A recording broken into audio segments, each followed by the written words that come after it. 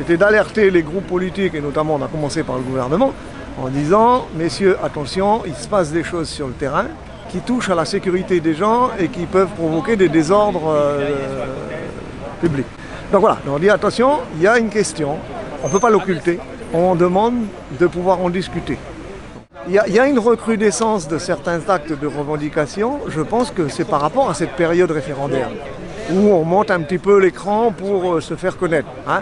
Donc voilà, donc nous on dit attention, top là. On a eu une très bonne discussion avec les représentants de certains partis indépendantistes qui eux ont très bien reçu notre message en disant de toute façon nous dans le cadre du destin commun il faudra bien qu'on traite cette question aussi.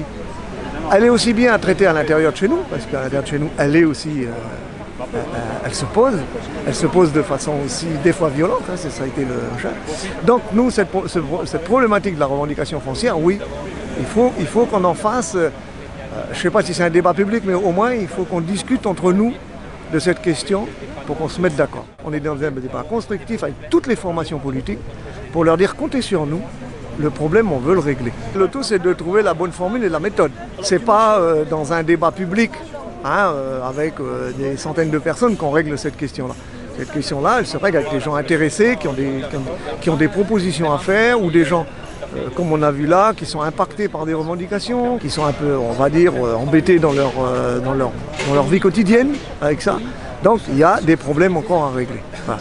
Donc nous, on a pu les rassurer sur le fait qu'un accord politique était en bonne voie sur la sécurisation des terres privées et le développement des terres coutumières.